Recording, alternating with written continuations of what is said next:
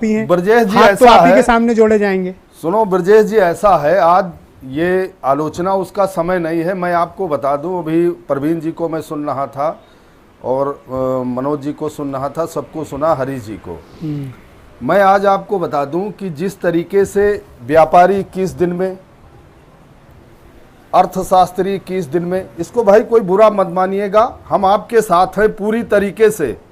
और अगर सरकार कह देगी कि 30 अप्रैल के बाद सरकार के आंकड़े में जितने किसान हैं, सक्षम किसानों को अगर कुछ परिवार के तरीके से अगर आप बांट दोगे तो देश में एक आदमी भूख से नहीं मरेगा। मैं आपसे वादा करता हूं, किसान के पास सब कुछ है, लेकिन जितना प्राइवेट सेक्टर है, अधिकारी हैं, नेता हैं, देखो विधायकों सांसदों ने कहा कि हमारे विधायक निधि से फेसबुक पे चल रहा है, इतने लाख रुपए दे दिया।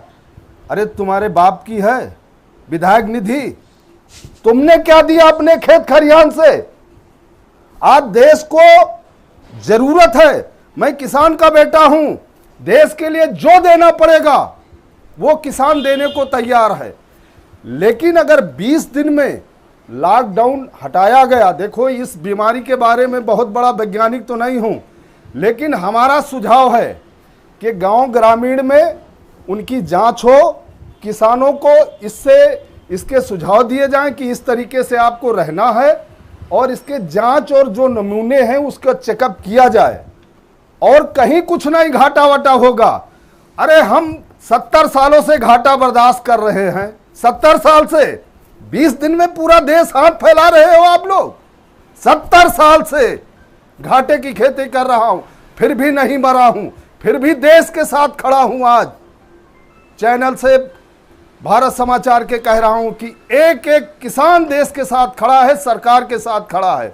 20 दिन में कौन सी ऐसी बात आ गई? विधायक सांसद कह रहे हैं निधि से दे रहा हूं, क्या दे रहे हो भाई? निधि कहां से आई? जो हमारा टैक्स, जो देश का पैसा आता है, वो निधि तुम्हारी बाप की बपौती हो गई? क्या नाटक बना रखे हैं विधायक सांसद? उन्हीं के लिए सब कुछ, सरकार उनके इशारे पे।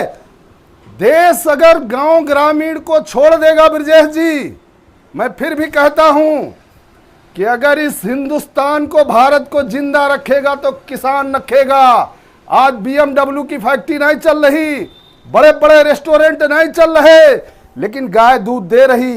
किसान खेत में जैसे काम करता था वैसे कर रहा, रात में भी कर रहा, दिन भी कर रहा है। सोच बदलो।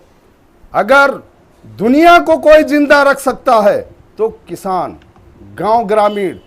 कल अनाज नहीं होगा तो कहां से पैसे लाओगे, कहां से निधि आएगी? विधायक जी, सांसद जी, शर्म खा, चुल्लू भर पानी में डूब मरो। निधि की आप बात करते हो? मैं किसान का बेटा हूं, उत्तर प्रदेश और हिंदुस्तान के किसानों की तरफ से। किसान भी एक किसी आदमी को भूख से नहीं मरने देगा। मैं उत्तर प्रदेश के मुख्यमंत्री को वादा करता हूं कि गेहूं खरीदारी में अगर प्रदेश को कुछ जरूरत है तो हर क्विंटल पे हमारे ऊपर लगा दो, हर किसान एक एक दाना आपके देगा और तुम्हारे साथ खड़ा है। धन्यवाद भाई हरनाम सिंह। आप ही जैसे योग्य, बेहतर नागरिक, जिम्मेदार नागरिक, देश को मजबूती के साथ खड़े रखने वाले किसान भाई जो हमारे अन्नदाता हैं, शायद ये देश की एकता, इस देश की ताकत, इस देश की मजबूती, और हम सब भारतीय समाज खड़ा है तो उसके बहुत बड़े पिलर आप लोग हैं।